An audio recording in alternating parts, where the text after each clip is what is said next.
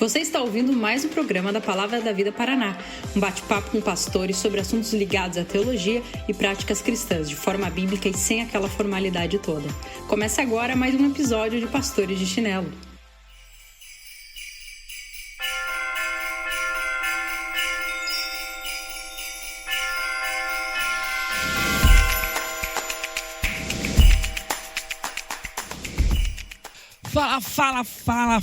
Fala, galera! É isso aí, chegamos ao final do ano de 2021.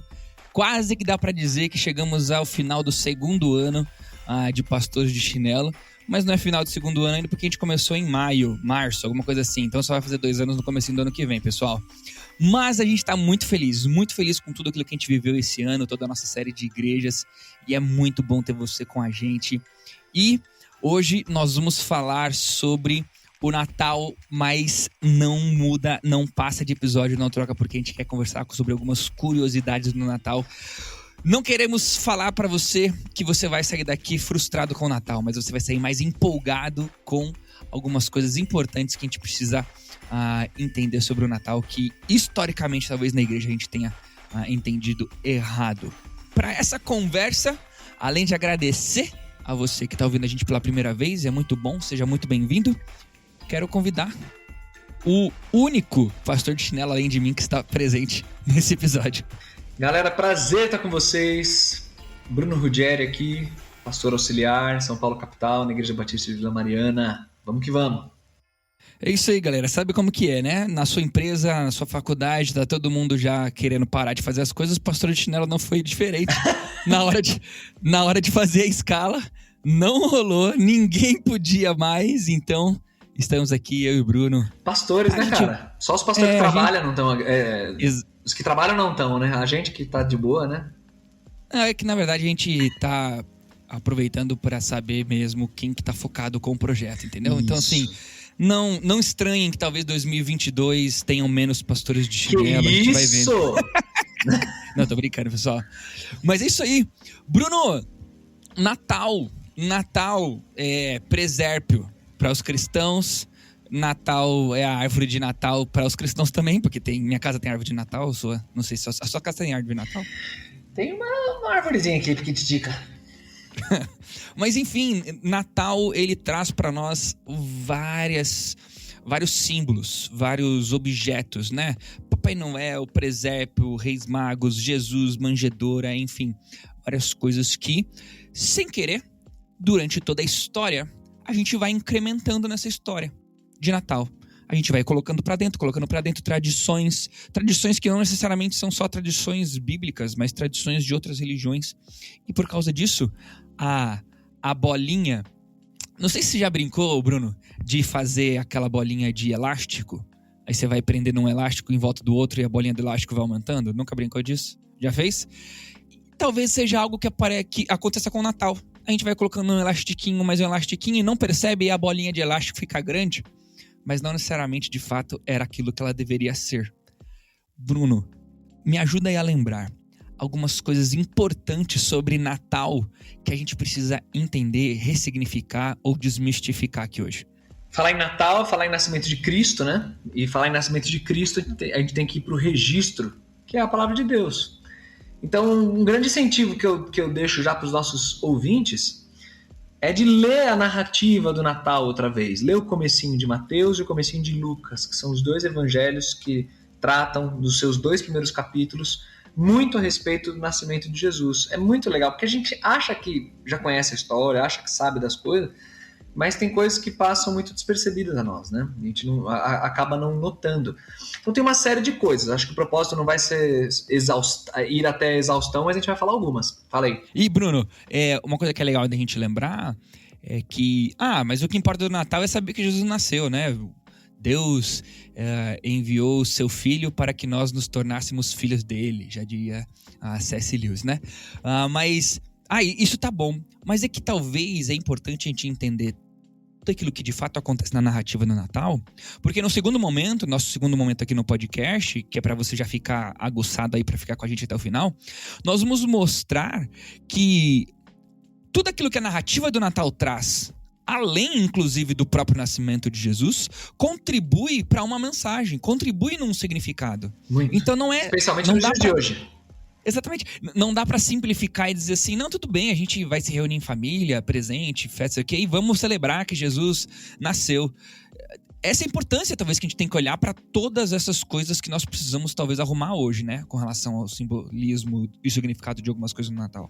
Sim. Não, é isso mesmo, é isso mesmo. Fiquem até o final, que o final vai ser arrebatador.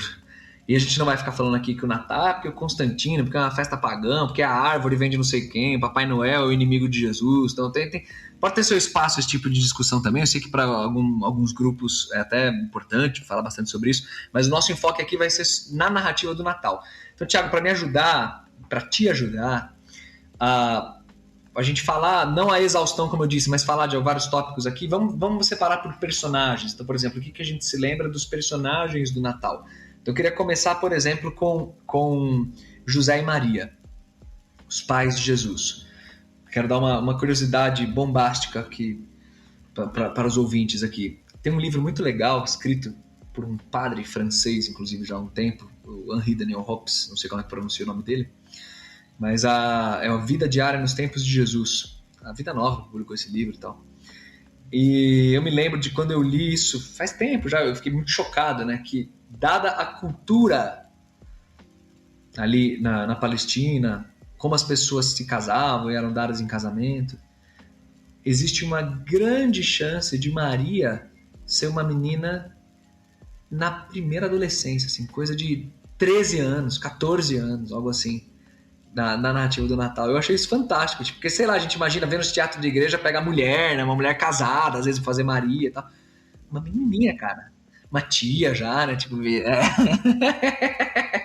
Cara, Maria... Imagina isso, Thiago. Adolescente da igreja, 13, 14 anos. Maria, eu acho isso, assim, muito da hora. E é interessante que mesmo tão jovem, Maria, se você voltar um episódio, galera, que a gente falou sobre algumas coisas importantes, a gente acabou entrando no assunto... acabou entrando no assunto não, né? Porque o assunto era Maria, né? Mas a gente acabou falando um pouquinho de Natal. Como mesmo tão jovem, e a gente pode aqui brincar, independente de ser 12, 13 ou ser 15, 16, a gente não tem como ir muito mais longe do que isso, mas mesmo tão jovem, Maria, de alguma forma, ela recebeu alguns elogios na palavra de Deus, né? Ela foi agraciada de fato. Não estou dizendo que foi por meritocracia que ela recebeu Jesus no ventre dela, não que ela tenha, agora como ela foi uma criança boazinha, e daí Deus escolheu Maria porque era uma criança boazinha para ter Jesus. Deu presente de Natal para ela, né? Que idiota.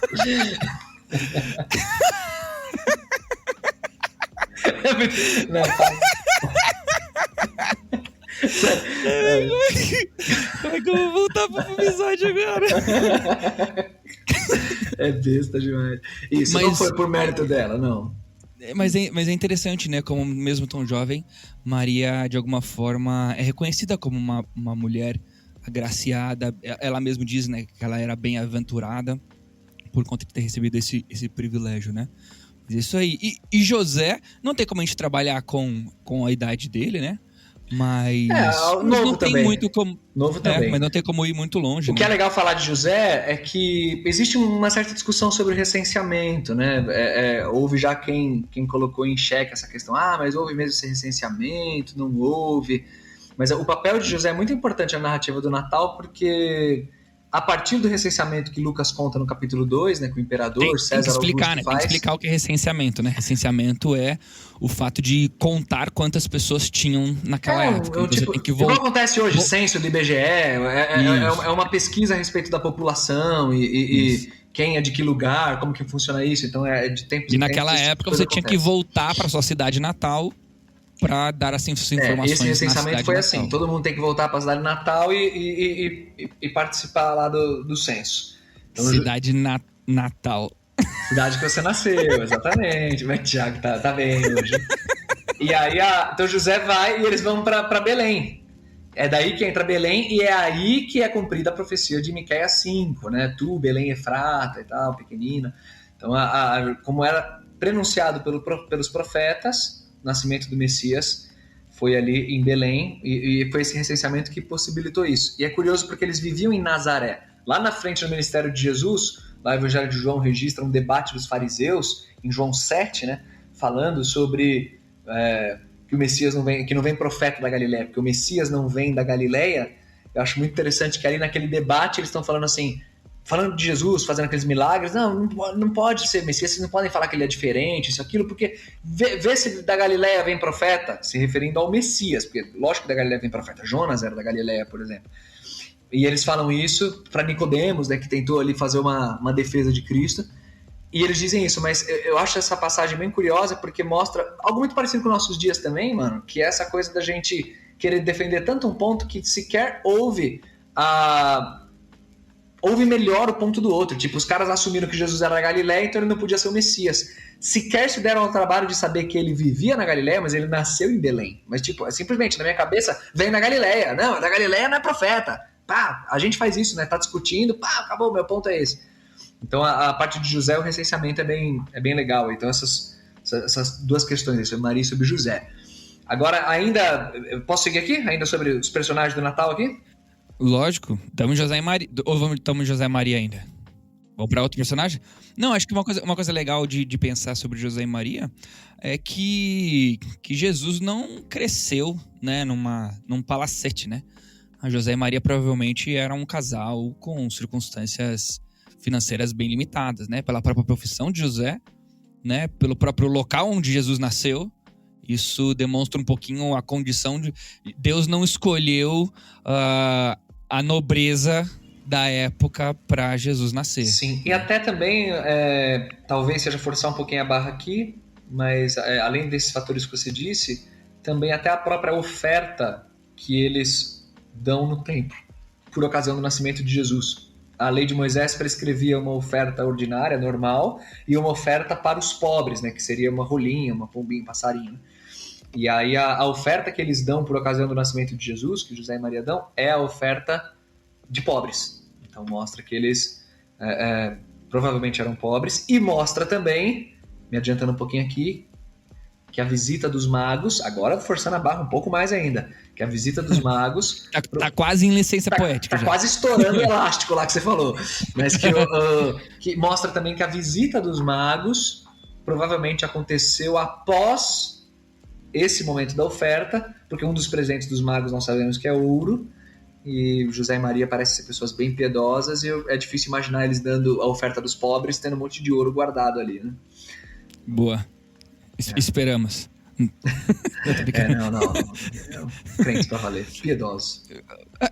Mas então, vamos já beliscar o caminho aí e caminhar nos reis magos. E eu quase falei nos 3 reis magos. 3 reis magos.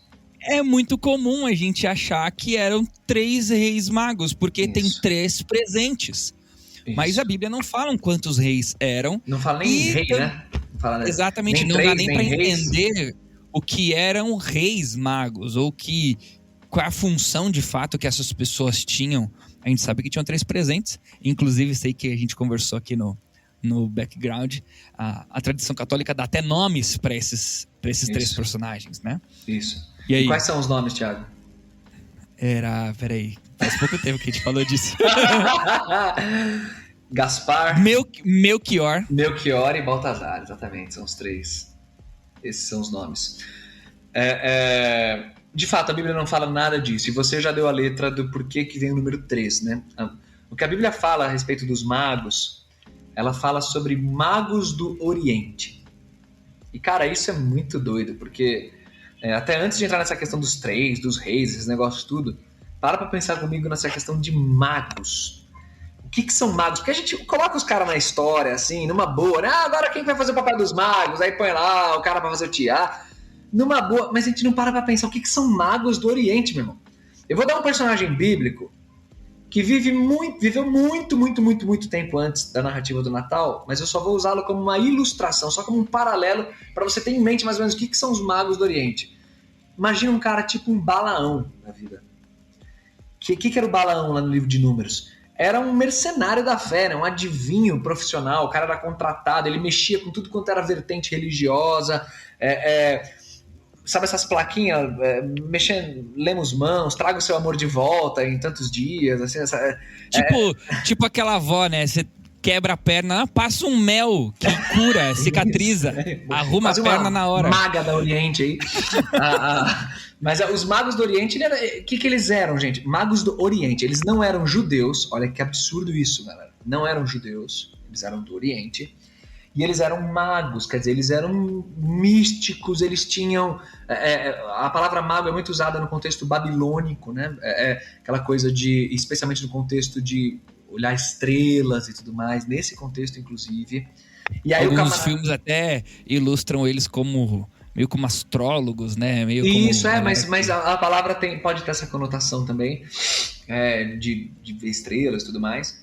E aí o grande ponto é o seguinte, aí o carinha vai falar assim, então tá vendo, pastor? Então essas crendices, o misticismo, o ver horóscopo, isso e aquilo, então tem base bíblica, porque olha os magos do Oriente que você tá falando aí e tal. Não, pelo contrário, a ideia do texto bíblico ao trazer os magos do Oriente é exatamente mostrar o contraste que existiu no fato de que os próprios judeus, povo de Deus escolhido, guardião dos oráculos de Deus, dos profetas, não foi capaz de identificar o nascimento do Messias e precisou vir uma galera, sei lá de quantos, de 2 ou mais, simplesmente é plural, magos, a partir de 2, mas sei lá quantos, que caravana que foi essa, do Oriente para falar.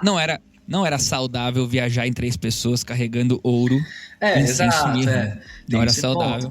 E assim, agora o mais bizarro, então eram magos, outro povo, outra vertente religiosa, inclusive, e os caras veem o nascimento, quer dizer, os judeus têm a profecia em mãos, e os caras vêm falar do nascimento de Messias porque viram a estrela. Olha o contraste que existe aqui. Já é para mostrar na própria narrativa do Natal o quanto Jesus é rejeitado por seu povo, não reconhecido por seu povo, e como Deus, em sua graça, Deus conduziu esses magos até Cristo, para presenteá-lo, para reconhecê-lo. Isso, então, o mérito está em Deus, o mérito não está na religião desses magos, porque eles viram nas estrelas, leram isso, leram aquilo. Não, isso foi milagre de Deus, o sobrenatural de Deus os guiando por meio daquela estrela, conforme diz a narrativa do Natal. Então isso já é, assim, uma coisa poderosa demais, né, mano? Eu acho isso lindo demais. Agora, sobre ser 3, sobre ser reis, vem de uma interpretação ruim lá do livro de Salmos, que aí entenderam, então, que a partir disso seriam reis que se dobrariam, né, ao Messias. Então, como diz isso lá no livro de Salmos, entenderam que esses caras então tinham que ser reis, mas não o texto bíblico não fala que eles eram reis e não falam que eram 3, o número 3 vem especialmente aí dos presentes, né? Então eram magos do Oriente. Graças a Deus teremos o milênio para outros reis se dobrarem ao Messias. Olha aí, o cara já foi pra escatologia agora, hein? Teremos mesmo, cara? Não, tô só brincando. Ó, você estudou na mesma escola que eu, hein? Sai fora. Mas já faz bastante tempo, né? Não, tô brincando. Deixa eu te falar, Thiago, e os magos? Falei bastante dos magos, mas e o presépio?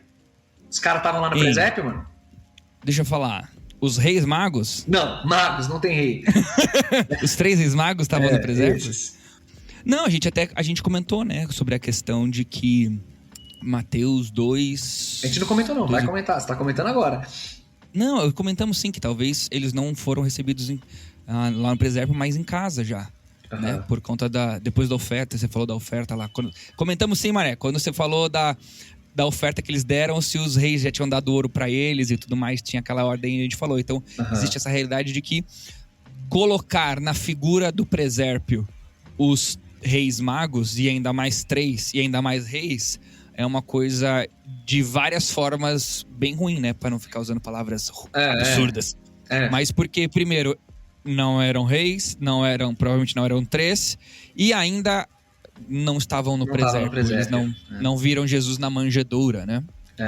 Não, a gente sabe de... não, exatamente, isso que você falou. E para ficar evidente... 2:27? Não, no capítulo 2 de Mateus, verso 11. Mateus 2:11 mostra isso para nós, né? Fala que eles... Mateus 2:11 diz que os magos entraram na casa. Então eles entraram na casa, que quer dizer, a casa já não é aquela cena do nascimento na manjedoura. Manjedoura, pensa na palavra manjedoura, né? Mangiare, comer, né? Manjedoura é o lugar onde os bichos comiam, cara. É isso que é manjedoura. Então não era uma casa estruturada, tudo mais. Os magos, eles já entram na casa. Isso já dá pra gente ir pra outro personagem, né? Pra o cavalinho, a vaquinha, né? O que a gente pode falar sobre? Os bichinhos, né? Jesus tava... Tem um filme muito legal, já viu com a Cecília? Aquele filme de criança? Muito legal, cara. Sobre o nascimento de Jesus. Mano, já é o mais novo, né? Pais de criança pequena, veja esse filme. Muito legalzinho, muito bonitinho. Fugiu o nome agora, cara. Mas vejam um filme, procurem filme, joga no Google. Você tá ouvindo a gente, eu vou caçar e vou jogar na descrição o nome do filme. Isso, joga na descrição. Filme bonitinho, bem bonitinho. Das criancinhas, depois a gente lembra deles. E os pastores, os primeiros que viram? É isso que eu ia falar, acho que a gente pode ver agora, talvez, um dos últimos personagens que tem ali na história, os pastores, né? Uhum. Quem foram os pastores, o que a gente consegue entender sobre a presença desses pastores ali, na adoração, no nascimento de Jesus, né? Uhum. Acho que é bem interessante. O mais incrível que eu acho da figura dos pastores é que o texto bíblico mostra que eles de fato foram os privilegiados. Eles foram os primeiros que os anjos aparecem aos pastores no campo e anunciam então o nascimento do Salvador, né? E tal. Cara, é muito interessante. Não sei se você já leu naquele devocionalzinho de criança da YouVersion, que é tipo a bibliazinha ilustrada. É uma animaçãozinha, né? Ele lê o texto, uma parte do texto bíblico, aí tem a animaçãozinha. Cara, na animaçãozinha que mostra os anjos falando com os pastores, mano, é tipo um exército de anjo no céu, assim, ó, um do lado do outro. E, cara, é um exército de pastor, velho. Parece que tem mais pastor que ovelha pra cuidar. Muito engraçado. Os caras exageram na quantidade ali. Não, mas os pastores no campo, a gente não sabe o número exato de pastores, mas tinha mais ovelha que pastor, com certeza. E o fato dos pastores estarem no campo já é um indicativo forte de que o Natal não tenha sido na data período, né? de dezembro, né? O período do Natal não ser em dezembro, porque é inverno no hemisfério norte. E aí tem que ser no verão, né? Seria um pouco mais complicado de ver os pastores no campo, embora, enfim, já tem uma discussão sobre isso. Mas aí que se sugere uma data mais próxima do verão. Vai que eram pastores de husky, né? Não de pastores de ovelha. Nossa, cara. Aí é releituras do texto bíblico. Mas então os pastores do campo já têm essa relevância. E tem também a questão da figura do pastor não ser essa figura romântica e bonita como a gente tem hoje, né? Nós somos pastores de igreja e o termo pastor vem realmente do pastor de ovelha. A gente olha o pastor de ovelha como uma profissão muito honrada, muito bonita, né, tal. Essa ideia do pastor ser esse personagem romântico, essa vida bucólica, uma profissão honrada e tal, isso é mais recente, isso vem já até do texto bíblico e tal. Pastor, cara, a profissão pastor não era a típica profissão que o pai, quando o bebezinho nascia, o cara queria que o filho fosse um pastor quando crescesse, um pastor de animal.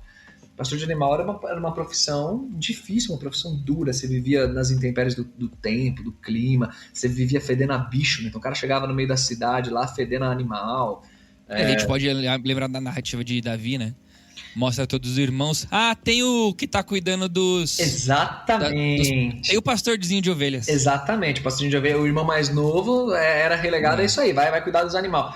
Agora foi muito bom você falar disso, porque a partir de Davi tem uma mudançazinha nessa noção do pastor, porque Davi era um pastor de ovelhas, então dá um caráter um pouco mais bonito, né? Jesus vem de um pastor de ovelhas. Isso, e até Davi usa a figura do pastoreio, né? Um dos salmos, ou talvez o salmo mais famoso da Bíblia, né? O Senhor é meu pastor e nada me faltará. Então dá uma mudada nessa imagem do pastor, mas ainda assim, em termos práticos, o pastor era visto como uma profissão bem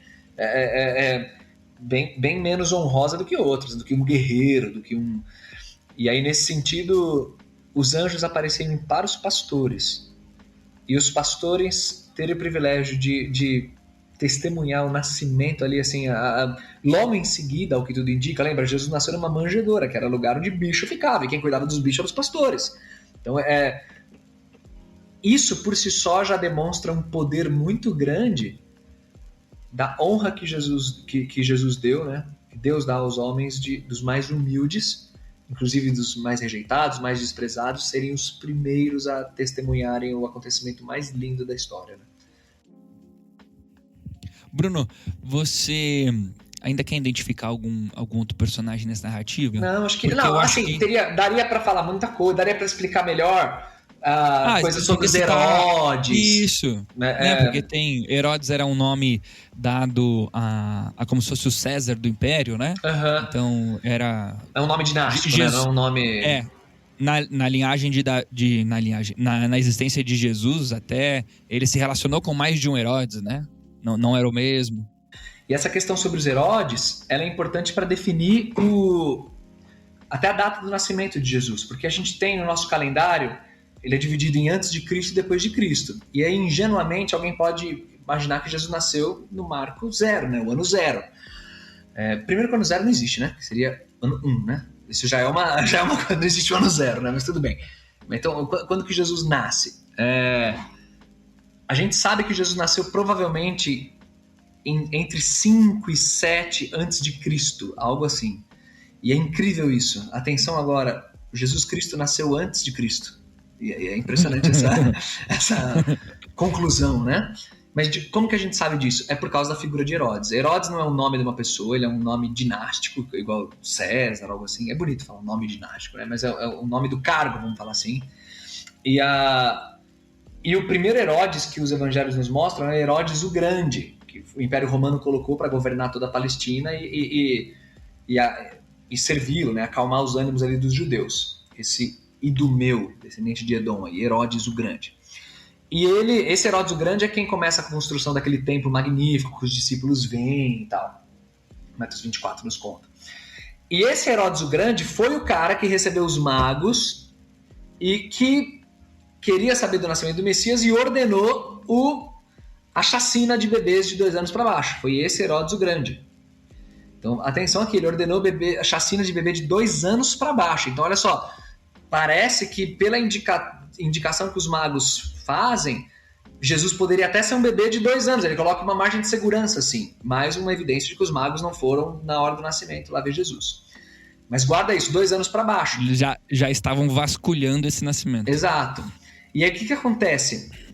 Quando Herodes dá essa marca de 2 anos para baixo, você já tem uma margenzinha de segurança aí para somar, né, no nascimento de Jesus.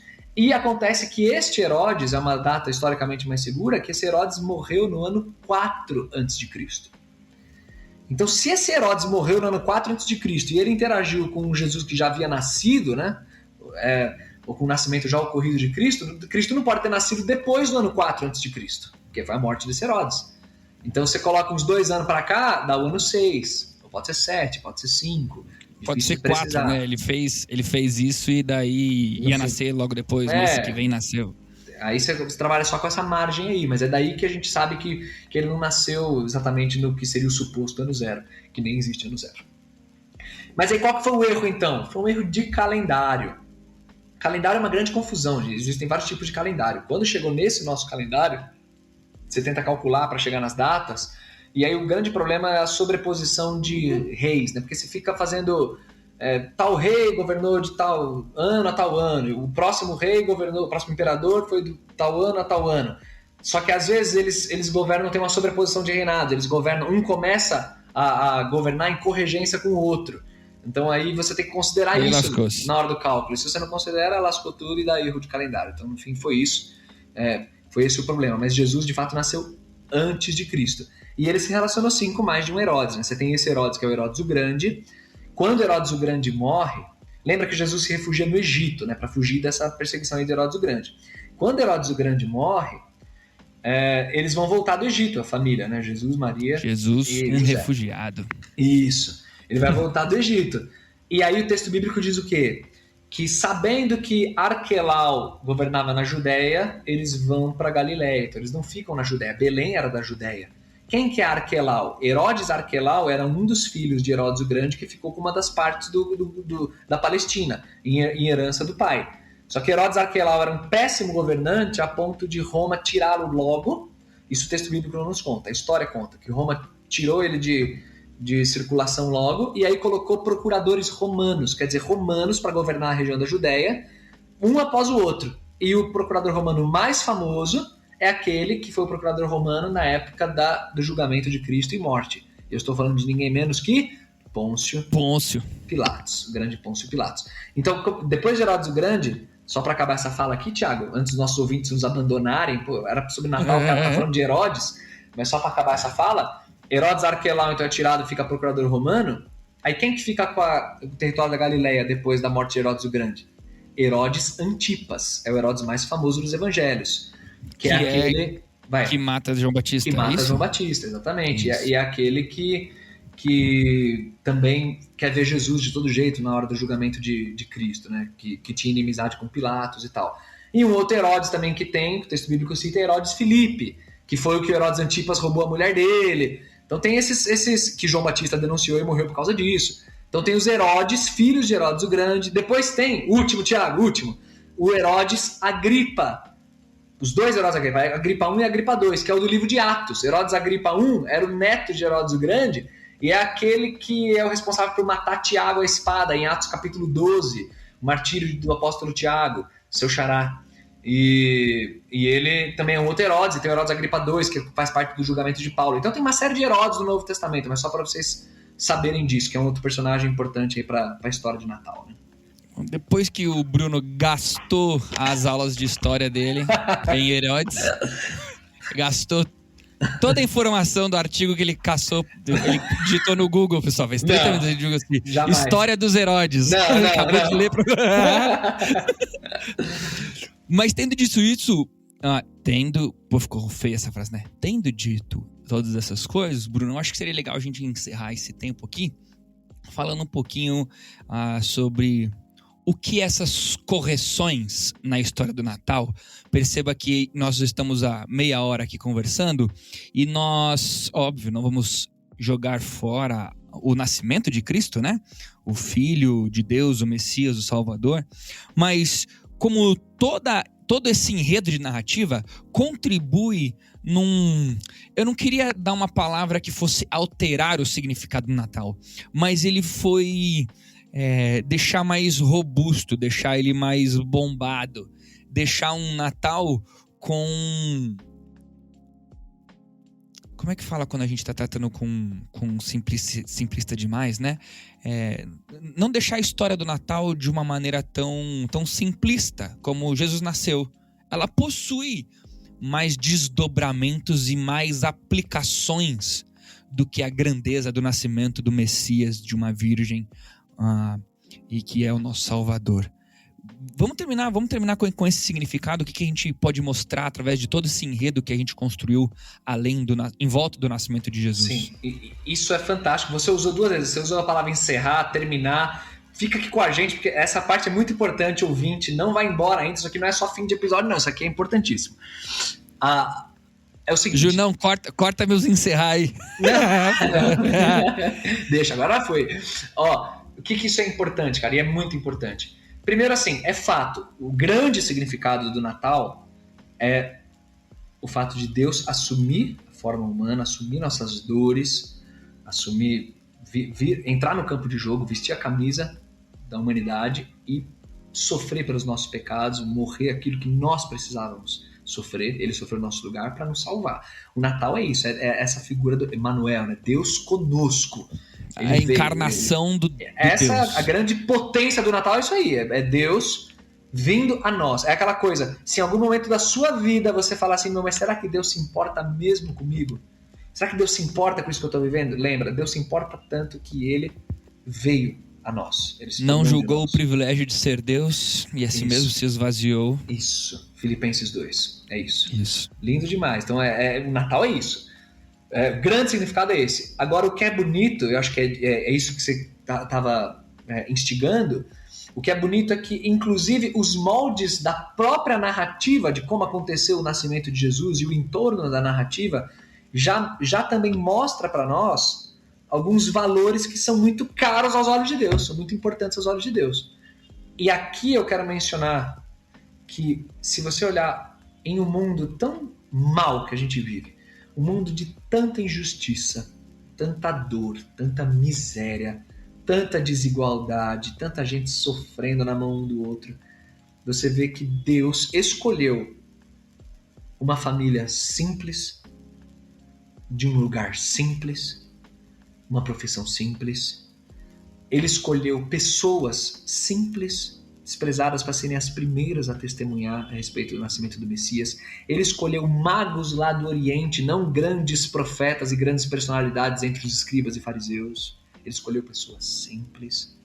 Ele viveu na pele a dor de ter que se mudar da sua própria terra para ir lá para o Egito, para fugir de perseguição. Então, assim, o entorno todo da narrativa do Natal nos mostra como Deus ama aquele que o mundo despreza. Ama aquele que é pobre, aquele que é humilde, aquele que é pisado. Deus olha com todo amor e carinho para essas pessoas. Então, isso é lindo demais. E o Evangelho é isso. Quando você vai lá para as cartas de Paulo, lembrem, irmãos, quem vocês eram, quando foram chamados, quantos de vocês eram de nobre nascimento, isso, aquilo, mostrando que não eram.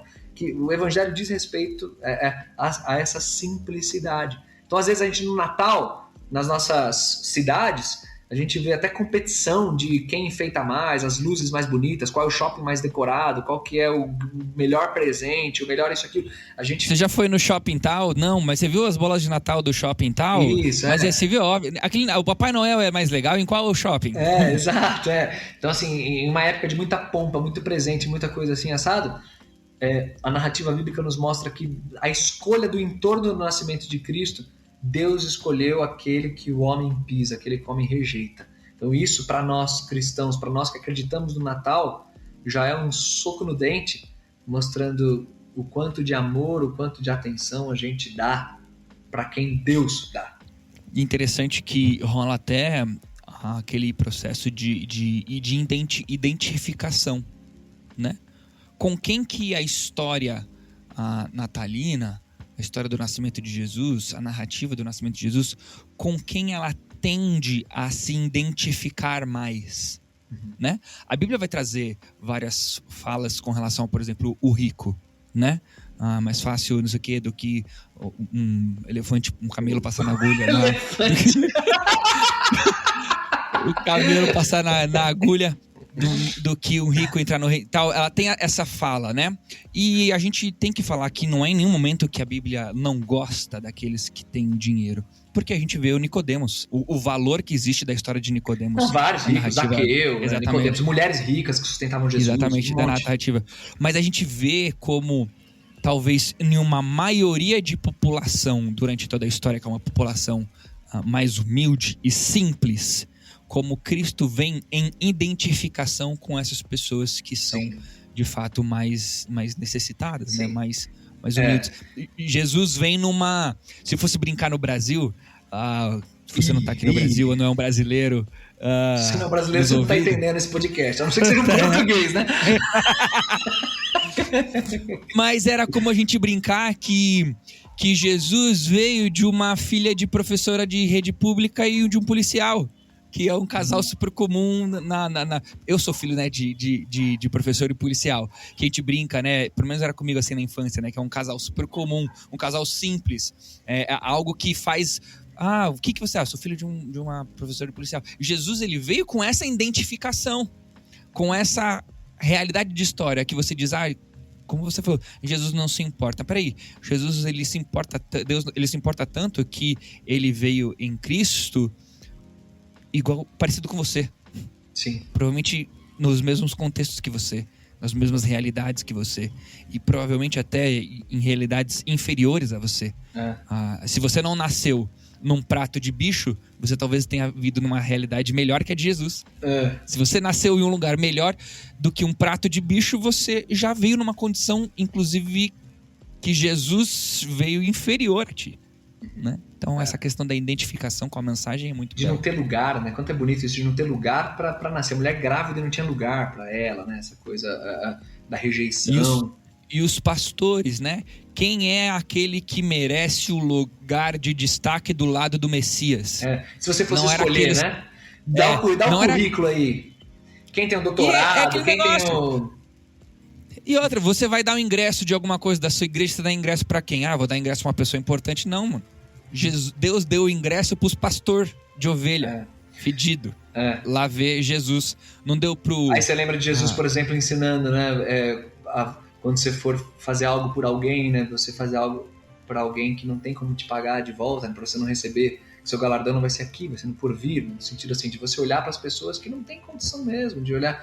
Aí ano pré-eleição, né, Thiago, já começa de repente o ouvinte, mas isso aí tá soando muito político, muito isso, muito aquilo. É muito mais do que questão de discutir política, partido, essas bobagens todas.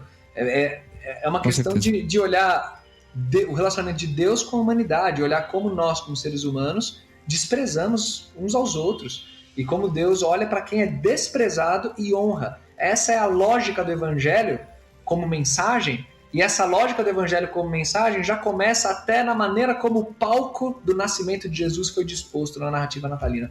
Então isso é animal. E o cuidado com o próximo, principalmente o cuidado com o necessitado, não deveria ter bandeira política, né? Não deveria ter bandeira nenhuma. Deveria ter uma bandeira de Cristo, exatamente. É uma pauta nossa, né? Como cristãos. É isso aí. Mano, show, hein? Gostei. Muito gostoso o papo. Delicioso. Você que ficou com a gente aqui, compartilha, manda pra galera. E até o ano que vem com Pastores de Chinelo. Feliz 2023. Natal, né, cara? Feliz Natal, pelo amor de Deus. Feliz Natal, gente. Deus abençoe. E o Natal, esse Natal, Deus para nos salvar e para nos ensinar como olhar para os outros. Amém. Antes de terminar o episódio, só dá um pause, corre ali no presépio da tua mãe, tira os reis magos do presépio. não. Explica pra ela, mãe, sem rei, não tinha nada disso aqui, só tinha pra foto pra ficar mais bonito. Valeu, galera. Até 2022 e é nóis.